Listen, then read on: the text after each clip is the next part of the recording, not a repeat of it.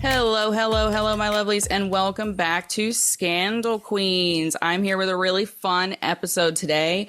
We, again, are going to break the mold. We're going to do something a little bit different. This is going to be a really fun episode. As it says on the top, this is the Housewives episode. We're going to be talking about the biggest scandals, the biggest controversies, Puppygate, and all the rest of it. And even better, I brought in a very special guest. Now, this person used to watch Housewives. We've got a casual part-time watcher, but she hasn't watched in years. So this will be really fun because this is the first time she's going to hear about things like Erika Jayne's massive embezzling frauds and racketeering in the Secret Service. So this is going to be a good time. So buckle up. We're going to get into it, the best and the worst of the Housewives. Welcome, Connie. Welcome so much to the show. Hi, how's everyone doing? Good. Are you excited to talk about the Housewives today? Yeah, I'm just in shock already at the first headline. Yeah. Embezzlement, fraud, racketeering. Embezzlement and fraud. Putting an LGBTQ business out of, it's so nasty and so wild and so weird. Yeah. So here we go. We're going to blow Connie's mind today. I know a lot of you listening to this, you'll probably just be like, yeah. And, but for some of you guys, this might be new. The Housewives, the Real Housewives franchises have been on since about 2008. And these women are known, right, for like being behind the gates, the life behind the gates, this rich, illustrious, untouchable lifestyle. But as we've seen in the last decade, that's not really the case, because what's come out about a lot of these women is there's a lot of frauds, there's a lot of scams, there's a lot of illegal activity, there's a lot of going to prison. That seems to be a pattern lately. And that's what we're going to get into today. And I thought it would be a really good place to start. I don't know if you ever watched Orange County, Connie, but we're going to start with Vicki Gunvalson, who is like one of my least favorite housewives. I think she's one of the most repulsive people ever. Did you ever watch Orange County back in the day when you were watching? It sounds familiar, but I don't there's so many of those housewife shows. I could never tell you exactly which one I was watching at any one time because they all just the same. They really, especially the West Coast, like it's pretty much, the thin They're red all carbon line, copies of each other. Yeah, they really, the West Coast wives are like, they're really inflated, and it's like a trashy Stepford wife almost. It's compared to the East Coast, where it gets a little bit rougher on the East Coast with Jersey and New York and Potomac. Yeah, can you imagine them all hanging out in the same room? Oh my God. When I see, sometimes you see pictures of like a couple of them together and you just cringe. Yeah. Like you can feel the discomfort that the staff are in the background. And I think that's especially true with Vicki. Vicki is she used to be the star of the Real Housewives of Orange County. She was the really shrieky one. She was the one that got called Miss Piggy, which caused a big controversy around that way back in the day. She runs. Is she the blonde lady? Yeah, she's got shoulder length blonde hair. She's always like, "You sent a family van. You sent a family van." She's always screechy. Short little blonde lady, right? Yeah. I remember her. She was nuts. Yeah, she's nuts. She's absolutely nuts. And she kind of brought herself to an end on the show because she got divorced from Don Gunvalson, which was her husband. Just like the poor put upon Don Gunvalson. I still feel bad for that man. But she divorced him and she started dating that Brooks guy, that redneck Brooks guy. I don't know if you ever saw that, but he was this weird guy and he had all these rotten teeth, and she bought him new teeth and she brought him on the show, and everyone hated him because he had all these kids. He wasn't paying child support for his kids, and he abandoned them and came to California. And this big rift started in the show. How do you have that much money and not any sense? Exactly. How do you have that much money and no sense? Wow. 0 sense. She brings this guy in, and everybody's like, he's disgusting. We don't like him. You shouldn't be with him. So Vicki and Brooks cooked up a cancer scam that they tried to sell the show, that he was dying of cancer and he was going through cancer treatment. And Vicki showed up on camera with this big notebook with all these little tabs on it. And she's like, I go to all his appointments with him and he's dying. And I don't know if he's going to be here in 6 months, to try to get everyone to feel sorry for her and to feel sorry for him. And then it turned out the whole thing was a lie. They forged all these documents that they brought on camera and everything. Where do you make the time for that? What the fudge? Honestly. No, but how do you even make the time to make a full-on ring binder with like little tabs and everything. Like absolutely nuts. And when they showed like they were like, no, he does have cancer. Look at this from this doctor's office. And they were showing these documents and it had like weird words all run together and things were spaced weird and spelled wrong. And it was like forged heading, like all kinds of stuff. It was a big scam. And then on the other side of that, when she got in trouble for it, she dumped him, allegedly. And then she took her insurance company and she cooked up another scam in which she said she was raising awareness for cancer to kind of pay repentance for her cancer lie on the show. And what she was really doing was collecting information from elderly people to sell it to telecenters. Oh my God. Yeah. Oh my God. How do you how do you go from I'm faking a cancer scare to I'm sorry about faking that cancer scare, I'll try raise money, but also simultaneously stick old people too? The heck? Yeah. But that's not even, so all of that is just the background for the news that was announced a couple days ago, which she's now been named in this huge fraud lawsuit because apparently she's been using her insurance company allegedly to defraud old people out of their savings.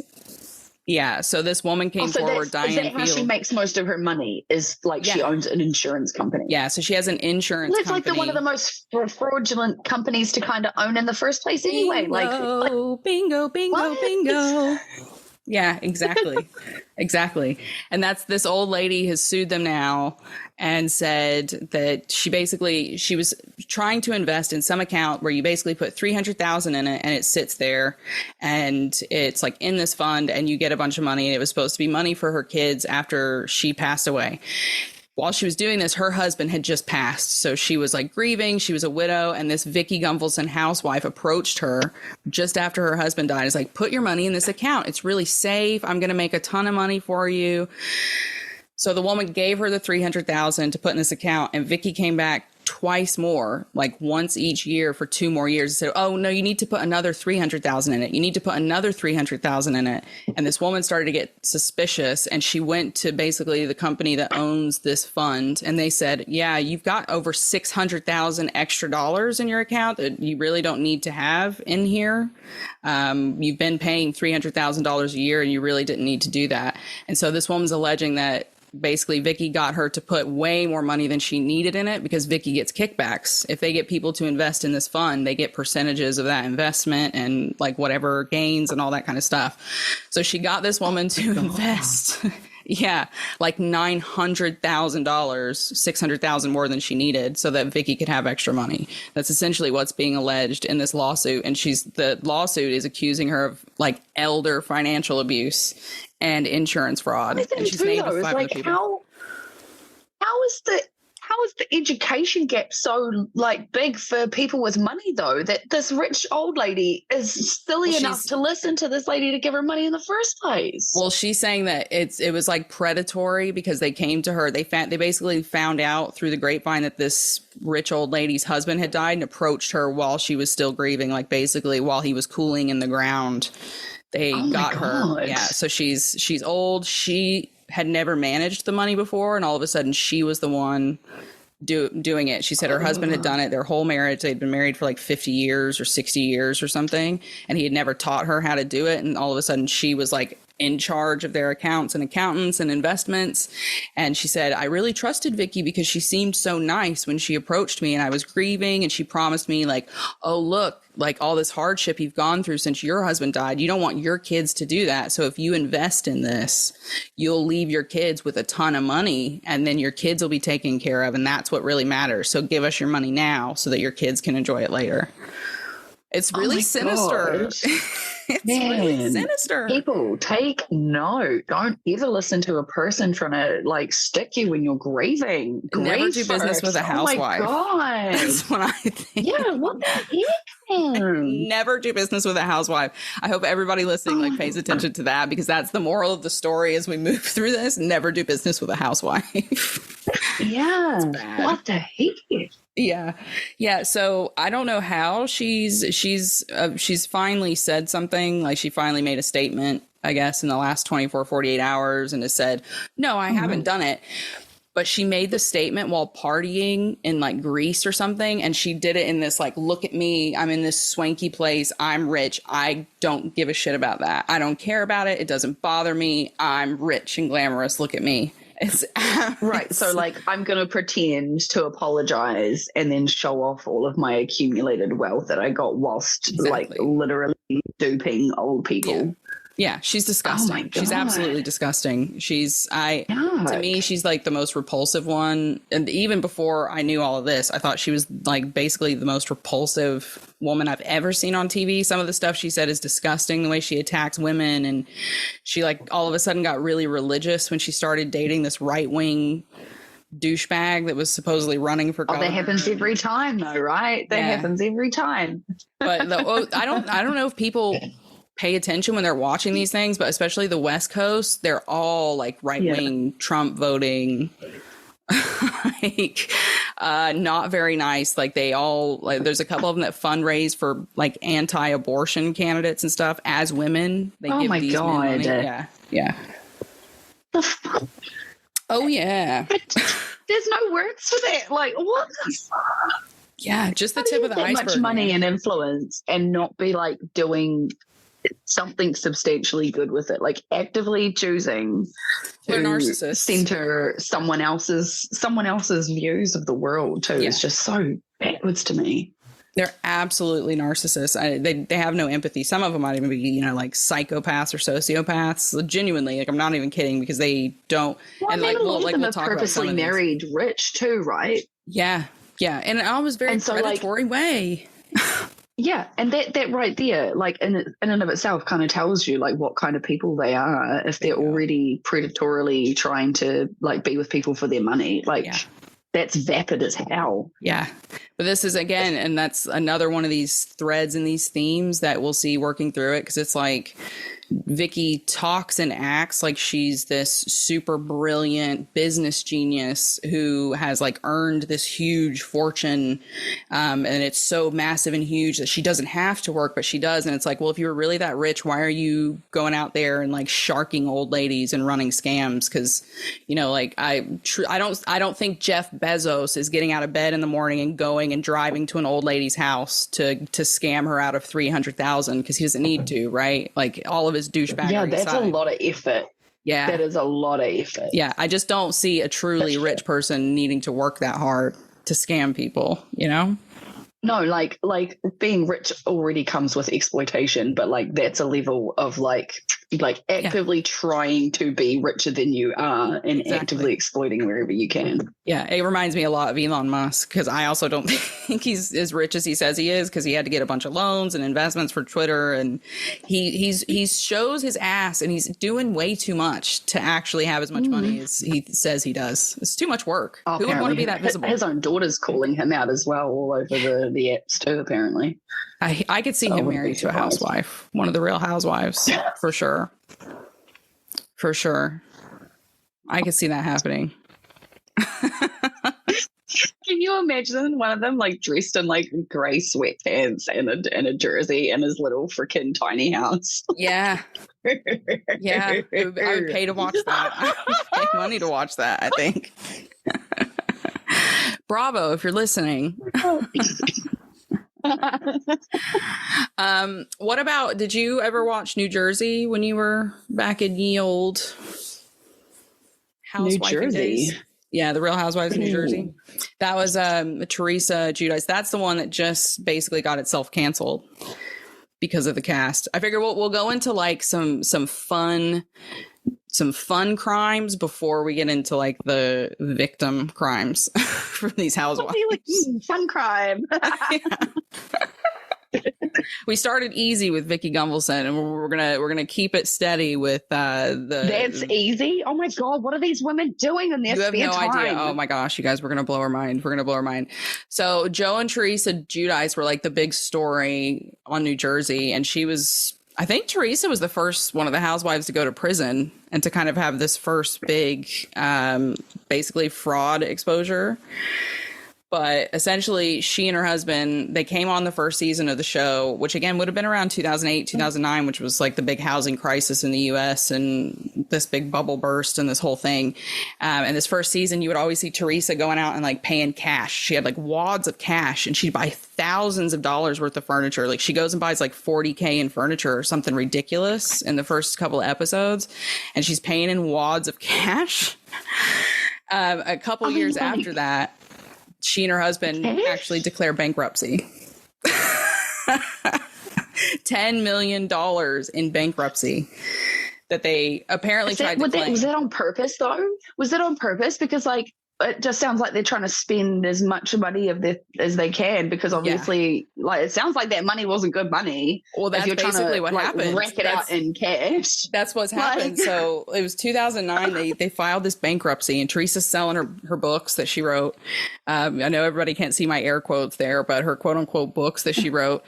They claimed the bankruptcy in 2009, and then in 2013, it's announced that they are being indicted on 32 counts of wire fraud, mail fraud, bankruptcy fraud, bank fraud, and what else was it? Like intention to mislead financial lenders. 32 counts. The federal government indicted them. Oh my God. Yeah. How do you, I don't even, sometimes I'm like, you hear the word fraud and you're like, what does that even entail though? Like, how are you actively trying to, like, I don't know, swindle someone at the bank like that? Or like, it just. Apparently they like forged financial documents to get mortgages on homes illegally. And then they would flip those homes, sell them, and then keep the money. And they did this over and over and over and over again. So it was like this. It was also mortgage fraud. So that was part of it's 39 counts. I thought it was 32 counts, 39 counts they got indicted on. So they just did like the criminal version of house flipping, basically. Yeah. Oh my God. Mafioso version of house flipping. Yeah.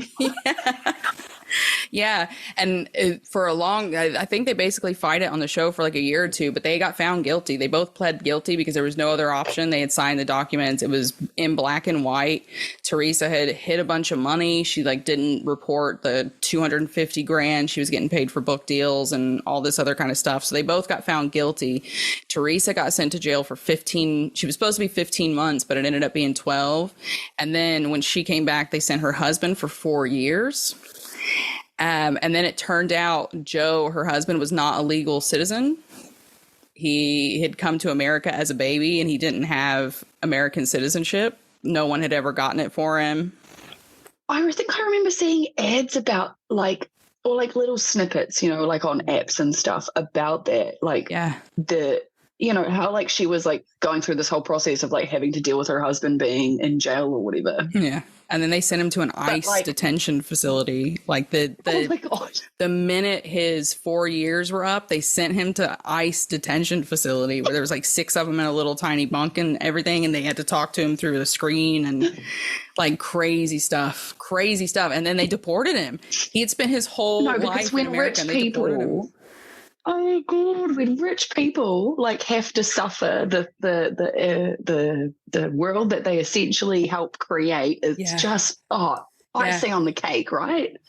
Oh, and it was like also kind of sweetened because there's this huge family rift between. So there's like Teresa and her husband, and then there's her brother and his wife, and they're always fighting all the time. And it's this constant competition between them. I mean, I think they've competed on who can have the most kids. You could see them competing on these terrible houses that they would build, like who can build the biggest monstrosity of a house. And they were just these horrible. What's their mother like? What's the mom like of them? So the mom and dad of them, what's interesting about that is it turns out, I was actually looking into some of this family lore a while back.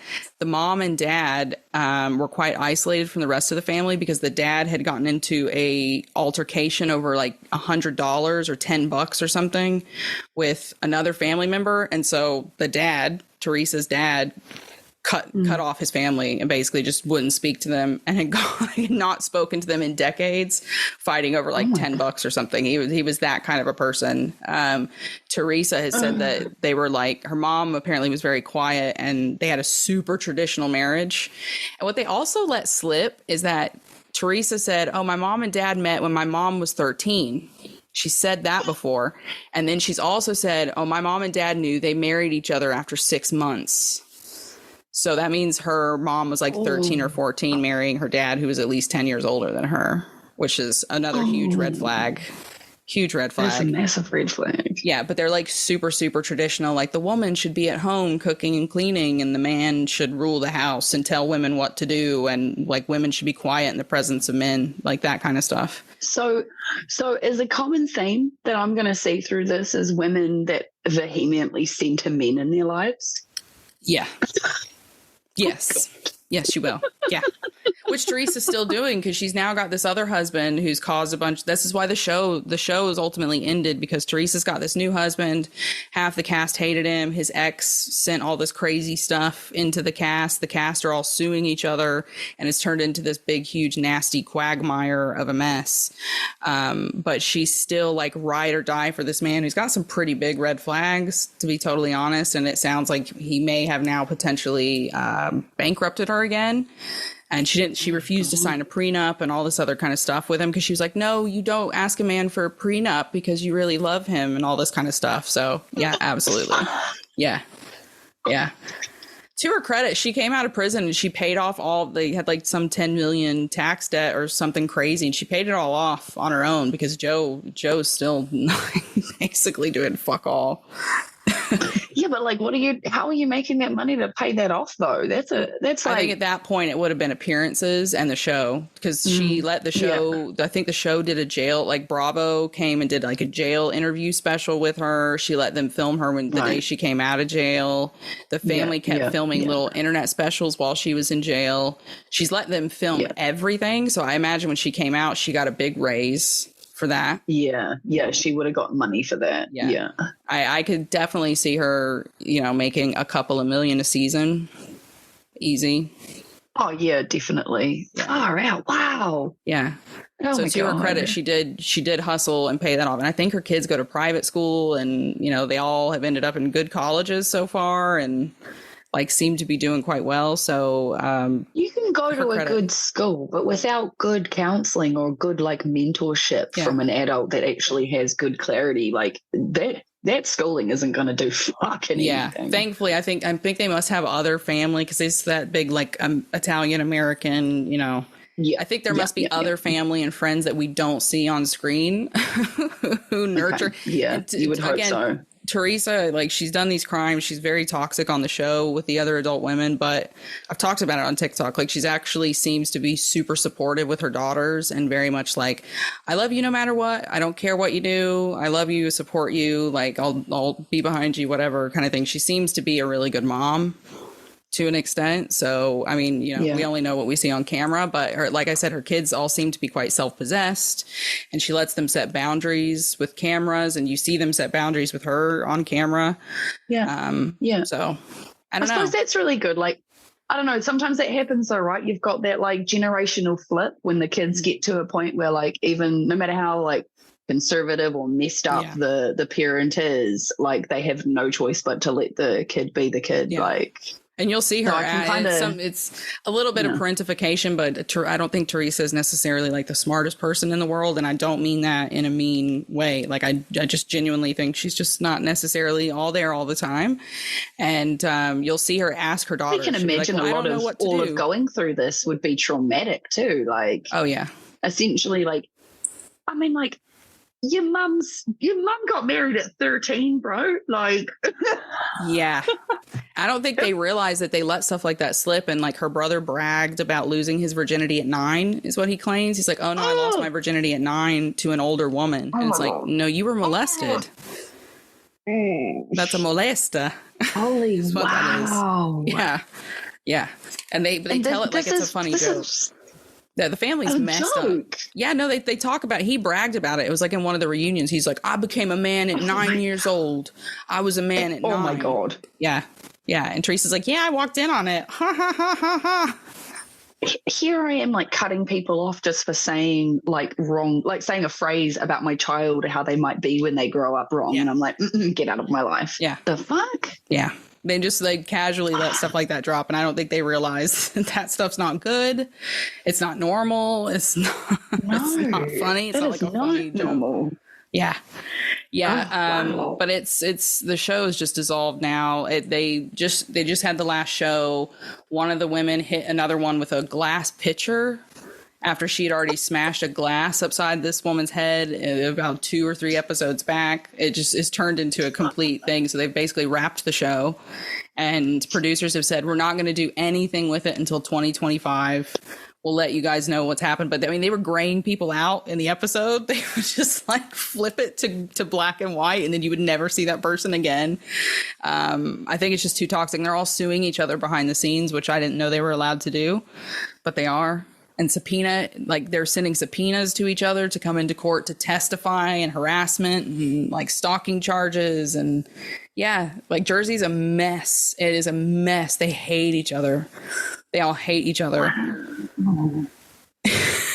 What? I don't even know what to say. Like, that's crazy.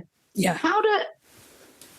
What's really crazy is there's a licensed clinical social worker who's the ex of one of the male partners, Teresa's new husband, who's now inserted herself, who's really stirred all this up. And she's insane. She runs a narcissism influence account, and like she harasses people basically. She's nuts.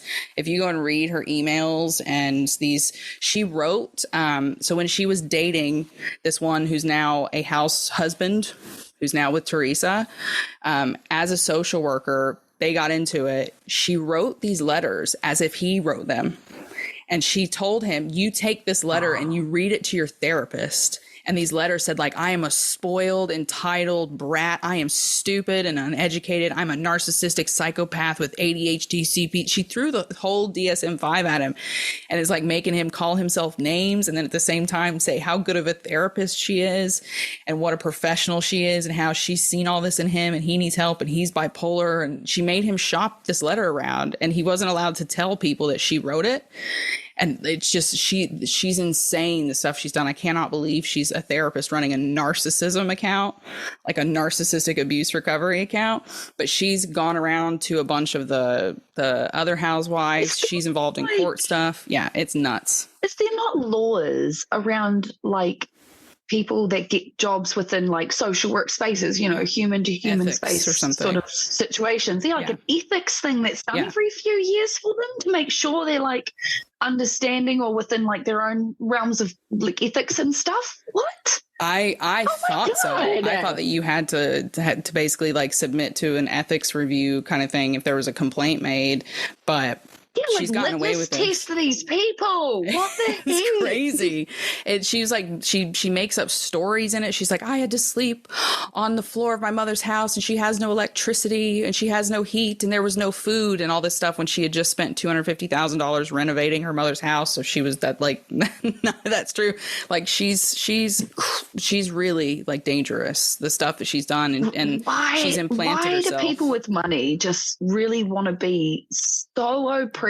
No idea. So badly. No idea. Heck? It's very, very crazy. It's very, very crazy. So now wait, you're telling me that I could like go and find this lady's like full blown account where she's genuinely trying to she calls it running for narcissism, which I don't really get. And she like posts a bunch of pictures of her in a wedding dress. Yeah, she was just on Dr. Romani's podcast. Run for narcissism? Is she promoting the behavior, or is she not? Like, that's exactly my question. That's exactly my question. She's like, I dodged a bullet, and it's all about her story with this Louis guy and how he's the narcissist, and he very well may be. I thought he was until I started reading all of this court, because it's court documents that you can go and look up, because he turned in all these emails and letters and text messages and stuff. But isn't that like the whole thing with like the whole like narcissistic smear campaign thing? Yep. when you finally separate from them, like you'll hear them talk about one specific person, and that's their big hook to make everyone worry about them and not what they're actually doing. 100%. It's 100% like textbook stuff when you read. So there was like a text exchange between them where he says, okay, listen, they had split up. There was she had assaulted him. She was drunk. She was like drunk driving, something like that. And so he left her because they had gone to like a different city. So he left her in that city. He was like, I'm done. You find a way home, stay here in the hotel. I'm going home. You are not to come to my house.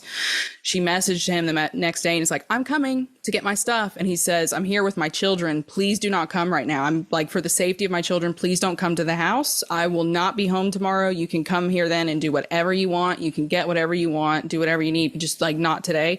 And she just keeps going like, I'll be there in 2 minutes. I'll be there in 3. Like she's doing a countdown, sending him text messages being like, I'm coming to get, it's very like, I'm coming to get you. Terrifying. Yeah. And he just keeps saying, no, please don't. Yeah. She's scary. Like there are kids involved. Yep. Yeah. And one of his children is, I don't know, I believe he's nonverbal, but he's very high needs autism, very high special needs. And that's why Louis was saying, please don't come, like you cannot be disturbing the environment with my son's. Yeah, no, routines, especially like in new people and like the warning and the understanding that we have to give our kids when a new person's coming or when a new routine's going to begin. Like that's massive. For her to disrespect that is really just telling. Another big warning sign. She's very much like you can see she escalates the more she gets told no.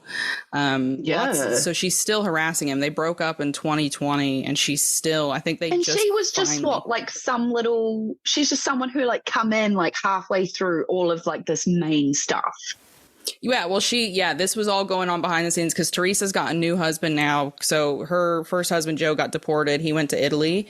And she's since in the last year or two gotten remarried to this other guy in Jersey, Louis. And it's Louis's ex. So even before he was with Teresa. Oh, poor Louis. Yeah. The heck? Yeah. He's just picking women left, right that are just not. Oh, my God.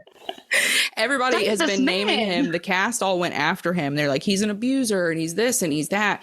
And I'm not vouching for him, but a lot of the stuff that they were talking about that was supposed to be him being the narcissist makes it look like you don't have to like vouch for someone to notice that they're in a position that isn't safe for them, though, right? Like. You know, like he might still be a piece of shit to other women. I don't know, but these women, like we don't know that, but like the actual position he's in is not a good one. It's crazy. My God. Yeah. It's so very crazy. So that's what's led to that woman, his ex.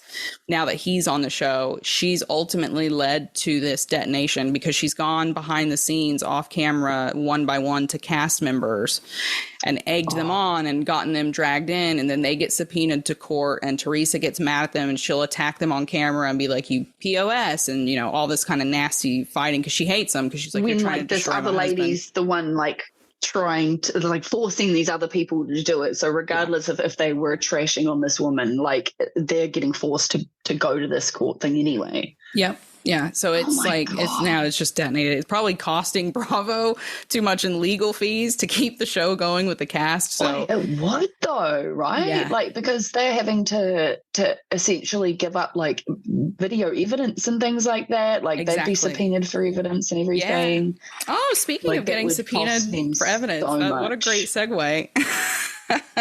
Erika Jayne. That's one Erika Jayne. Yes. Well, I mean, like you can't not notice the age gap that's with her husband, with old Tom like Girardi. There's famous people, right? Famous people you do notice them, but when there's an age gap like that, you notice. Yeah, big time. I liked Erika Jayne. If anybody doesn't know her, Erika Jayne is Real Housewives of Beverly Hills. Probably like the biggest. This is probably the biggest serious scandal that's I think ever hit Bravo because Bravo got subpoenaed in this whole nasty scam, embezzlement, fraud, racketeering. What else? There's a ton of charges. But yeah, essentially Erika Jayne was married to Tom Girardi, who was the Aaron Brockovich lawyer He was like the actual real lawyer in the Aaron Brockovich case, like in the real life Aaron Brockovich case, which is how he came to his fame, his notoriety. Yeah. But basically in 2020 on the show, she all of a sudden pops up and goes, I'm leaving Tom. I'm divorcing him.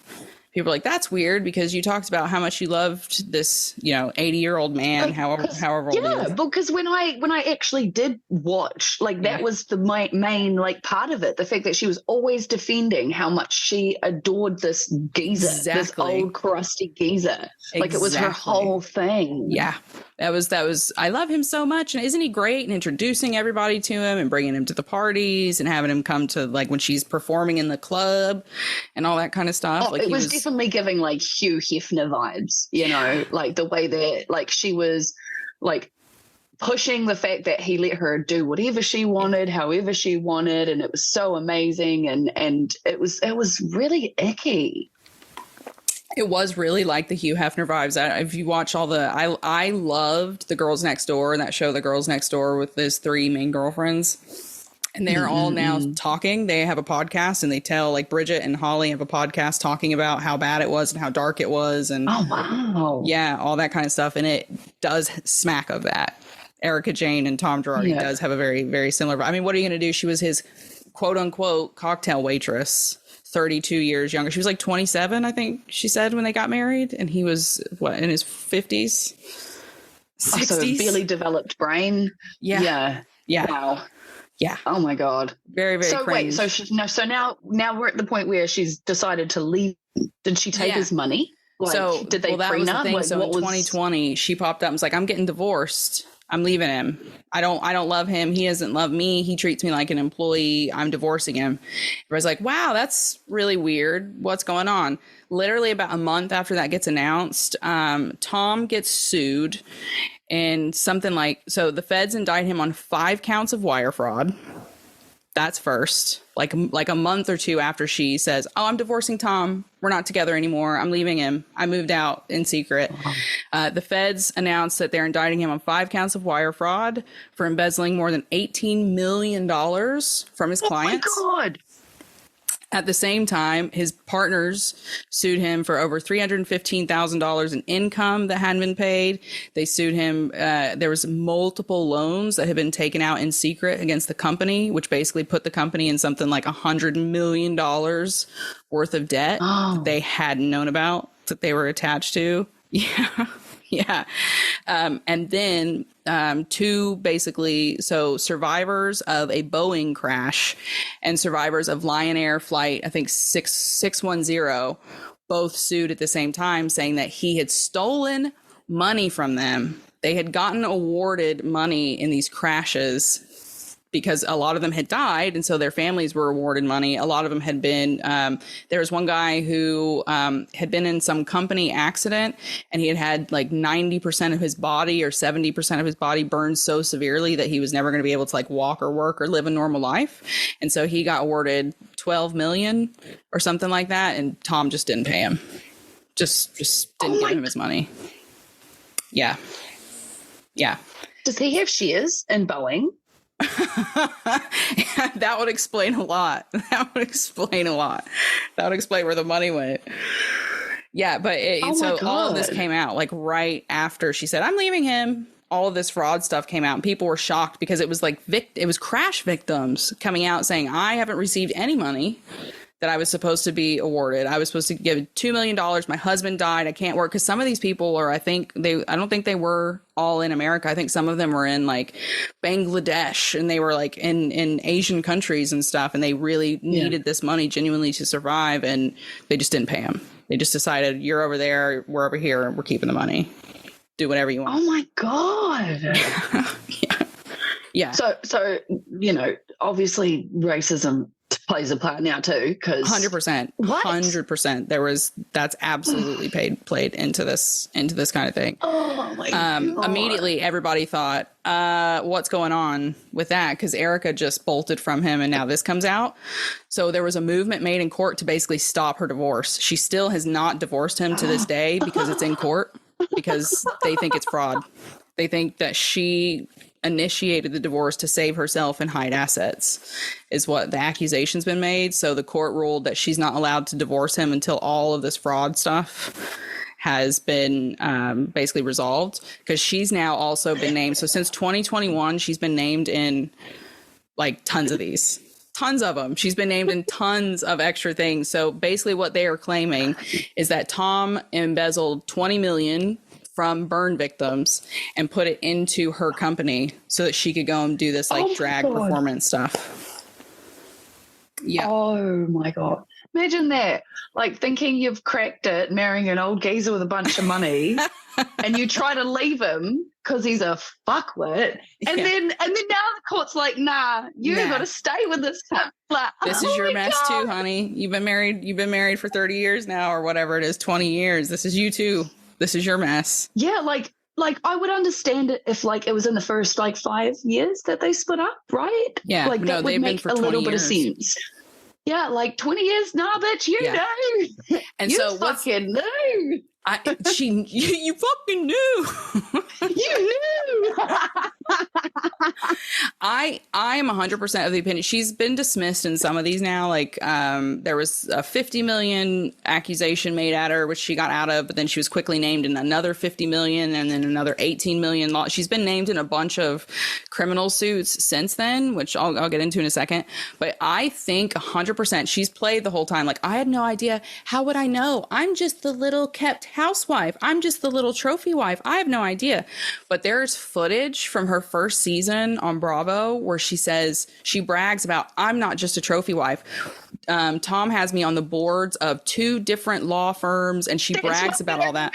I was about to stop you. Like, no, she was bragging about her business abilities and how good she was at running her shit, and she's getting in there and helping him run everything and doing 100%. And learning all the things. 100%. Yeah. Oh, no wonder Bravo got subpoenaed. They've got the evidence.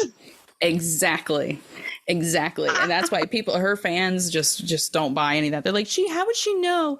How is she just a little girl? How would she know? It's like, she fucking bragged about it on camera. She said she's sitting on the boards. Of course her fans don't though, right? That's that whole centering men energy. Like, oh gosh, the woman's too silly to know that. Plus, we don't get control over those things. Good gosh. It is that infantilizing, like, Taylor Swift white feminism bullshit is what it is. That's what it comes down to. I'm just a baby. I don't know. I'm just a baby. It's like, no, you're the problem.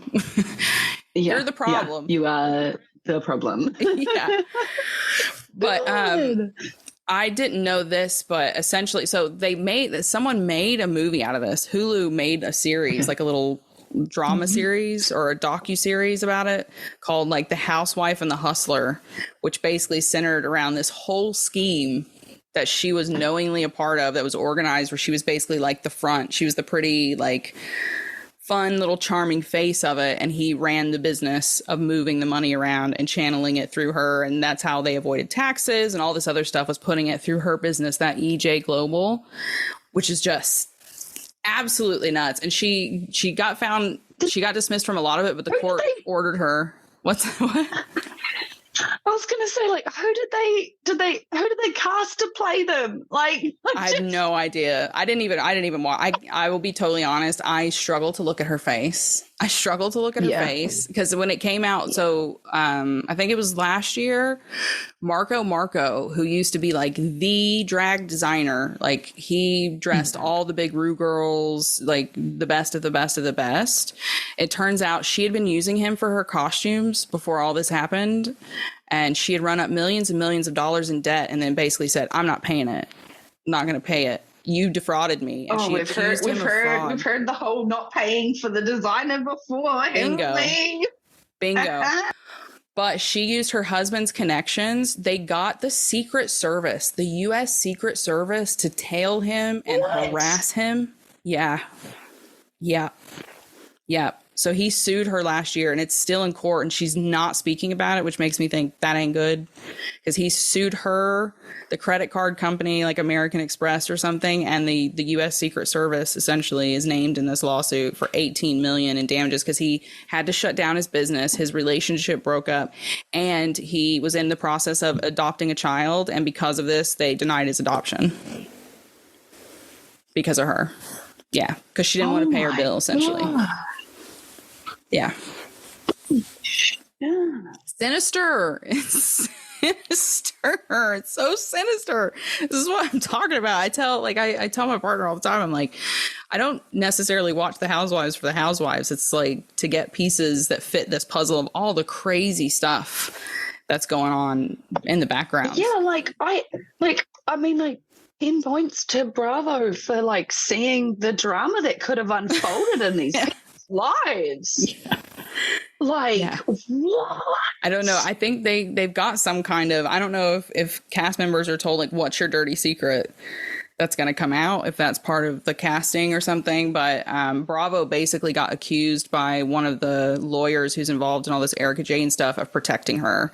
So Bravo got subpoenaed. They had to turn over all the footage. Some of that is being used, I think, in some of the stuff that's going on. But they basically said, like, you're paying her more than you should have. I'm wondering if Bravo's got a PI. Like, do you have a PI on the payroll, guys? Like, are you checking all these women out fully before you bring them on just for the shits and giggles? Like, oh my God. Absolutely nuts. So I don't know how that's going to get resolved. Nick Cage's girlfriend's also sued her recently for $745,000, which Erika's also not talking about conveniently. Again, accusing that Erika stole stuff from her, didn't pay her for things, and that she was she was knowingly a part of this embezzlement and fraud and racketeering and everything else that was going on with Tom. I believe it. I believe it at this point. I believe she did everything she's accused of. At this point, you want to play I'm the smart person and then not think that we're going to assume you did the things that people are accusing you of. And Tom, they claimed he had dementia. He was diagnosed with dementia after all of this came out, conveniently, after all this stuff came out. But then I think last year he got deemed competent to stand trial. So his fraud trial just started like today or yesterday. And she's going to have to be a part of that. There's people that go their entire lives until they die and they don't find out that they had dementia until the brain gets checked out. But it's something fishy. I think that was part of their defense. Doesn't negate competency sometimes, it's interesting because Erika painted him as like he doesn't even know where he is anymore, and we're like, that didn't just literally happen overnight.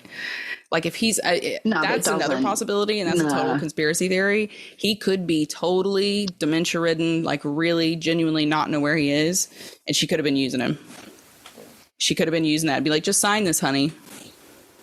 You know what? I wouldn't be surprised. She already married him for his money. Yeah. She obviously tried to figure out how the businesses run and how everything works, figured out where she could take her little cut. Mm-hmm. Like, if he is dementia-ridden, yeah, of course. Like, she just got to sit on his lap and be like, hey, baby, can you sign this phone for me? Like, what the fuck? Yeah. Thank you. I just don't even, I don't even want to think about it. Well, not for all the money in the world. I would never. No, oh my God. Look what happens. She had all the money in the world. Look what happened. Look what happened. But yeah, that's Erika Jayne. It's a lot like the Jen Shah case. There was Jen Shah from, which I actually think that's a bit of racism. So there's Jen Shah on The Real Housewives of Salt Lake City. She's now in prison. She's doing a 10-year sentence for fraud. Oh, wow. She stole like $18 million from old people. They would basically her company would identify old people via the phone, and they would get their information and then sell it to scammers who would then sell the old people fake stuff and steal all their money. So Jen Shah has gone to prison. But what's interesting is what's up with people taking advantage of old people in this whole scenario? They are predators. They're like predators for old money or something, it's the narcissism, man. They're freaking predators. But I just find it interesting that Erika Jayne is just flouncing around, not in prison, stealing money from burn victims and air crash victims. But Jen Shah's in prison. And so this other one who's in jail. Yeah. Yeah, and like she's Tongan or Samoan, I believe. She's Tongan. That was like part of her storyline was that she was from, I believe it's Tonga is where her family's from. And she's married to a Muslim basketball coach. Coach Shah. She's the one who actually has to serve it. Like what? Didn't that other lady we were talking about only get like 12 months or some shit like Teresa, that? Yeah, the Italian lady. Yeah, she was supposed to be 15, but she only served 12 or 11 or something like that.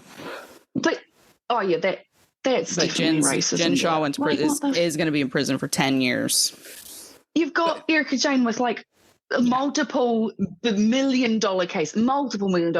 You got one lady grifting a few old cunts and she gets the worst. Yeah, she gets a decade, but she's also in Utah, which we know is a very right-wing racist state. It's where the Mormons are, no hate to any Mormons. It's in the sound of the name. Utah. Yeah, Utah. Utah. That's basically it. That's basically the sum of it. But yeah, the Jen Shah, she's in prison for a decade. I think they said she was probably only going to do 8 years or something, but it was supposed to be like up to 50 or something absolutely ridiculous. So that's insane. I don't think the housewives will still be around when she gets out. I hope not.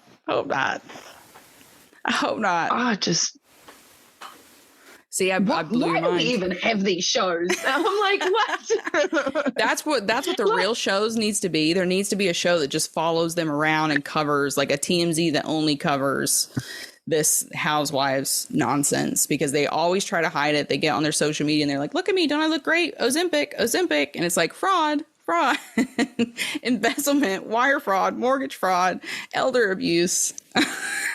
It's what's really going on. So wait, because like, isn't the Erika Jayne one the one that had that other lady who was like a restaurant owner or something? Oh, she was so Lisa Vanderpump, she was part of that one, like Puppygate. She kind of like helped perpetuate Puppygate. So essentially you had Lisa Vanderpump, the British lady, who's really rich, owns the restaurants and stuff. And she was friends with this Dorit who had a British husband. And Dorit got a dog from Lisa's rescue, because Lisa Vanderpump is a huge animal lover. She runs these like dog rescues, and she rescues animals from China. She's a white lady. Yeah. What do you expect? Yeah. So Dorit got a dog from one of Lisa's rescues. Allegedly, the dog bit one of the kids. So Dorit said she gave it to a friend. But what really happened is the dog ended up in a kill shelter instead of going back to Lisa's rescue, as it should have done. Yeah, why would you not just give it back to the rescue you got it from, if she purposely is trying to do it so that dogs don't get killed? Like, what? Exactly. So basically, Lisa got really, really upset about it. And someone in Lisa's camp leaked the story to the press while the season was being filmed. And the press took it and went, Dorit's a dog abuser. She sent a dog to a kill shelter. And the press rightfully went after Dorit for what she did, because she should have sent the dog back to the rescue. She shouldn't have like hid it from Lisa and thrown the dog out. And it kicked off a big firestorm. Oh my God. Well, that just proves that like she just couldn't handle the dog in general, right? Like there was no issue with the dog. You're just too afraid to say you can't get a trainer in to take care of the dog properly. Yeah. Like you can't admit say something that you're very controversial, and people don't like to hear this, but Dorit's biggest red flag to me was in the first season when we met her, and her baby, the whole back of her baby's head was so flat that they had her baby in one of the helmets to reshape the head. Oh my God. Yeah. Oh, no, but that's like the first thing they tell you when you have a kid, man. It's like you make sure you roll them every time they sleep and they're on a different side, and you do like positions and stuff, and it keeps their little head round. And oh my God. Kids are being raised by nannies. And I just think the nannies, she was like, that was part of her thing. She bragged about having 4 nannies. So there was always a nanny on the clock to take care of the children. And I think she was just out partying and having a rich lifestyle, and the kid was just laying in the crib, as long as it wasn't crying, because she was in a whole helmet, and she was going and getting her head scanned so they could see how round it was and how much longer she needed to be in the little helmet. Yeah. This little helmet, like they're adjustable and stuff, so they can like move with the kid's head. Yeah. It's this sort of behavior, right, that normalizes other people like getting away with abuse, where you see other families that have this sort of stuff going on and no one says anything because some rich cunt got away with it. Yeah. And that was one thing that in my family, my mom would always be like, that's a kid that's not being held enough and not being like rolled and all that stuff. Yeah. When they have just like the totally. Like there's a whole thing about like the weight of the brain and how it like affects the back of the skull and the roundness. And so that's all I needed to know about Dorit for me personally. Yeah, so I've never been a fan. Dorit. Yeah. So I didn't care that Lisa had the story leaked. Lisa said she didn't. She said that someone. No wonder you did what you did with the dog, Dorit. You couldn't even take care of your own human. Bingo. That's exactly what I thought. Why are you trying to get a dog for? The whole cast turned on Lisa, Erika included. Erika was really getting in there, like being very covert about like subtly under my like saying that Lisa's lying and all this kind of stuff. They basically bullied the women Lisa that center men are excusing abuse. 100%.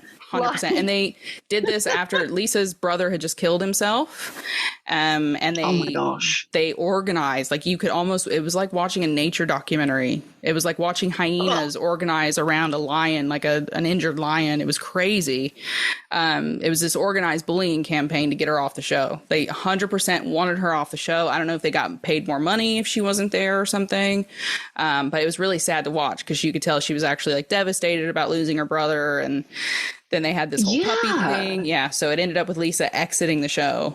And Erika was 100% a part of that. And it was pretty gross. Good for her. Like dodging that bullet at the end of the day, like no one needs that much money in their life. But like if she's doing things with it that genuinely are helping like communities or whatever, like why you want to get messed up in these women? They're fraudulent and business for frick's sake and dog abusers. Exactly. It was weird to watch. And Lisa ended up like once they were all, it was the first season that they all really bullied her. They all turned on her and were being really aggressive. And she ends up just walking away. She's like, I'm on here to promote my businesses. I don't actually need this. I've got money. I'm just going to leave the show. And so she left and she's done her own show since. I used to like watching her stuff because like I like how she ran her restaurants. Like they were like, it didn't from my position when I was working hospitality, like it didn't look like she was overworking her staff too much. And if she was like, she made up for it in some way.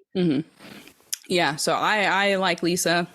I like that she seems to be very genuine with her adopted son as well, which I really, really like, obviously, as an adopted person. So to me, it was important. Sad to watch her kind of get bullied out. But they've tried to get her back since makes sense, a number of times. Because she seems like the most remotely genuine human out of all of them so far. They always push the genuines out. Like the genuine ones always get pushed out.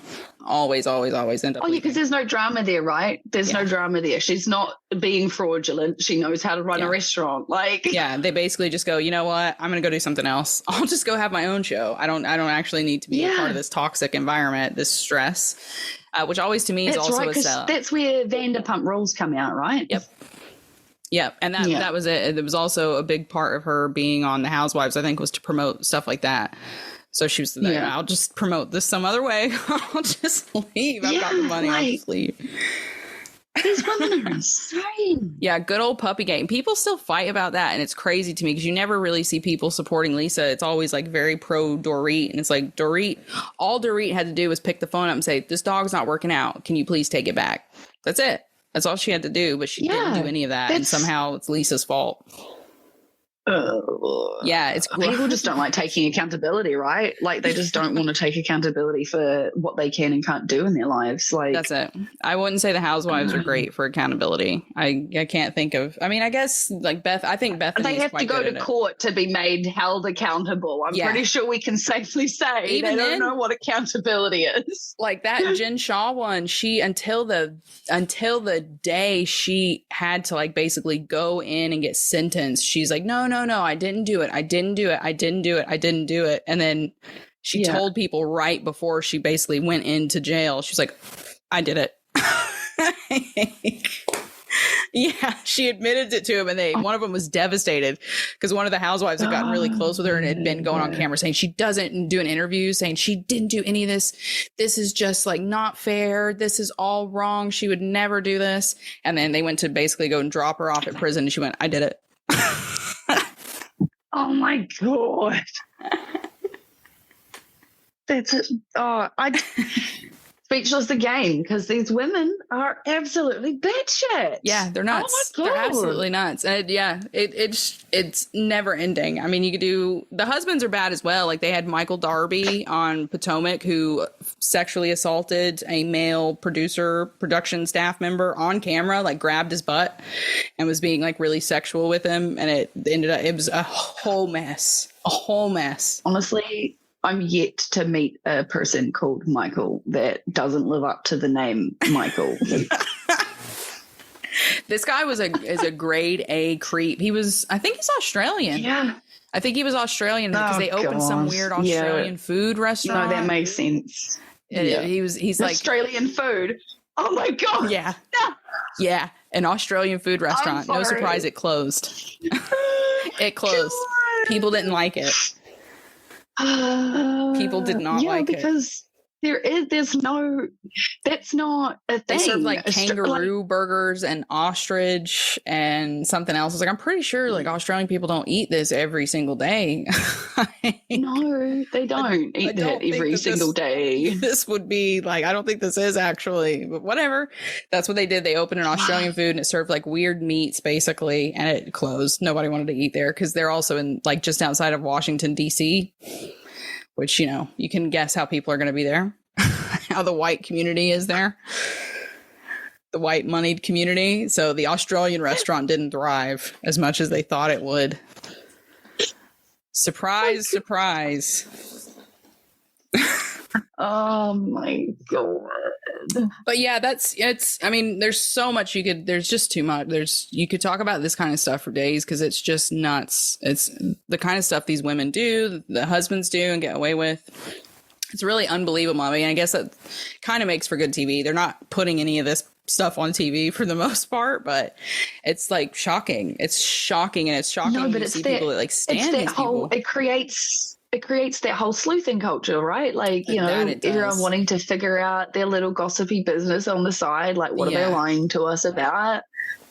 Like, can we direct this to like, I don't know, politicians instead though? I've wondered, like, how do we get this? Because I genuinely think, so another fascinating part of this to me is the production side of things, because you can tell when the editors and the production staff hate one of the housewives because they will like sneak around stuff. They will get them saying and doing the worst possible things, and they will leave them in the edit. They will put them in the trailers. Like, they will do everything to expose these people. And it's almost like this eat the rich machine. And I think some of these women are so narcissistic that they genuinely don't understand that they're basically putting themselves like into the wheel. Like, you are climbing beneath the wheel when you get on this thing, because the fans, like the people that watch these shows, are going to find out everything they can about you, like everything. Like, you will be exposed. And I don't think some of these women, I think they're so arrogant that they just think it'll never happen. I'm too smart. I'm too powerful. I'm too rich, or whatever, you know? No one's too smart, man. Like, no. These women think they're smart. They're just clever, and clever people don't last. You know, there's a difference between a clever person and a smart person. Yeah. You know, like there's a big difference there. It's very wild. I think we're kind of coming to the end. I think it's kind of become this snake that's kind of eaten its own tail kind of thing, because it's just kind of compounding itself. All the old women are leaving or going to jail or doing crimes, and the new ones are just too worried. The new girls that are starting to take over some of the housewife stuff, it's almost like watching an episode of The Office. Like, they're almost like looking at the camera after they say a one-liner, like and then like looking at the camera, just waiting for the fandom to start tweeting. It's just not even, it's not entertaining. It's not entertaining. No, it's not entertaining. No. I mean, I lost interest in watching a lot of it, but like this backstory stuff, like the drama. Why would you put yourself in that? You know, like these people are like actively choosing to like walk in the firing line. Anyone that goes on these shows, like, people don't want, they like make themselves illegitimate as business owners because they expose their scams, and that they don't know what they're doing, and that they don't take the time to like learn what they're doing. And I don't know if they're just so desperate for the money that they're willing to do it, or they're so narcissistic that they just like, it'll never happen to me. It won't happen to me. People will love me. Everyone's going to love me.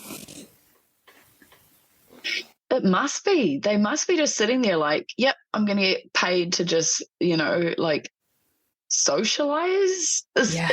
Some of them I think do like that. Like that. I've got a favorite, Dorinda, and I think she just likes the excitement of it. Like I think she likes getting invited to parties, not in so much a like look at me way. I think she just likes feeling like she's sitting at the cool table. If that makes sense. I can understand that. Yeah, I can understand like wanting to be a part of something and like experience what different parts of like different, sort of classes get to behave and enjoy or whatever. But like, yeah, just some of them use it to make organized crime happen, basically. Yeah, literally, like cocktails and organized crime. Yeah. It's a girls' night. That's going to be the next Bravo show. We should pitch that. Cocktails and crime. That must already be a podcast. It must be. It must be. It has to be. Oh my God. If not, we copyright that right now. TM, trademark, whatever. You hear first, everyone. We are the blueprint for it. That's just some of the big meaty ones that I figured we'd blow your minds with, and hopefully some of the people listening are gonna have their minds blown because it's deep. The rabbit hole is deep on some of these. I didn't even go into like half of the Erika Jayne stuff because it's crazy. It's like every other month. There's more. Oh yeah, like the IRS has gone after her for like $2 million in unpaid taxes and like all kinds of stuff. There's all kinds of lawsuits that's been sent her way. And she had to like give up this pair of earrings, and she's on camera on the show being like, I'm not doing it. They're like, but the court said you had to give up those earrings. And she's like, well, I'm not. They're my earrings. Like, it's very that. It's like, just give up the earrings so that they can be sold, so that these victims can be paid. Like, yeah, she's done it. There was that guy that got the burns. She put in an appeal at court recently saying he's had enough. He's been paid enough. He doesn't need the rest of his money, that she should be allowed to keep it. Yeah. She's a monster, man. She's a monster. Oh my God. He's had enough. That's like a direct quote from the court filings from her appeal of like, well, we're not going to keep paying him. That's got to be the most ableist thing I've ever heard. Yeah. He's had enough. Yeah. Bro lost his everything. And you want to like be like, you can live like this while I go drink cocktails and get organized crime going. Yeah. It's exactly it. Oh, it's absolutely crazy. It's weird. Oh my God, I want to do this again. This was amazing. We might actually have to come back to do more, because I didn't even get to like Bronwyn, Wyndham Burke and her 8 kids and like all the crazy stuff with her husband and her teenage girlfriend, and like it's madness. It's madness that Phaedra Parks is coming back, and she had the whole rape allegations against somebody, and yeah. Oh my God. Yeah, there's so much stuff. Like, it's just Danielle Staub we'll have to talk about as well, the one that was like with the cartel and helped kidnap someone and went to prison. And yeah, we're gonna have to bring you back for another part. I need that. I need that in my brain. Oh my God. It's too much scandal for one episode, so we're gonna have to do like a second Housewives scandal episode, and there'll probably be new ones between this and then, because they just keep screwing themselves. Oh wow. She's mind blown, everybody. I know you can't see it, but I managed to do it, managed to blow her mind. I'm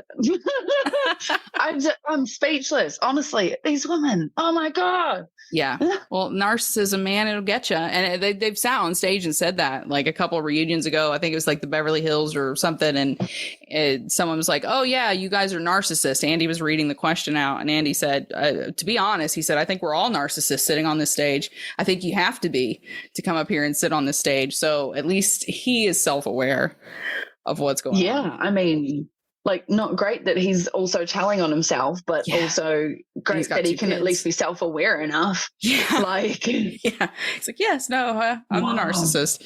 But yeah, we'll do that. We'll come back and talk about the Gorga scams and all the rest of it for another one. Yeah. Yes. Thank you so much for being here today. I hope it was fun. I hope it was enjoyable. It was entertaining. It was great. I think we've all probably learned something against our will about the Housewives today, which is always a good way to be. honestly, I love learning things against my will because it's always something interesting, right? Like, you're like, oh my God, is there more to this? Yeah, it's just a way to let your brain, this kind of stuff, you know, it's just easy stuff. You can just let your brain take a break. It's low stakes entertainment and at the same time, a little bit of eat the rich, which is always fun for me. Well, thank you so much, Connie. Thank you so much for being here. Where can people find you if they wanted to look you up? Contrary Constance on the TikTok app, but that is probably the only place you're going to find me. Brilliant. Well, thank you again. Everybody else, if you want to follow Scandal Queens on TikTok and Instagram, just go ahead and look up at Scandal Queens Podcast and you will be right there. You can also follow us on Apple, Spotify, Amazon Music, and anywhere else essentially that you stream podcasts. And until then, we'll be back next week with another great episode. Thank you again, Connie. Thank you. Bye, everybody. Bye-bye. See you next week.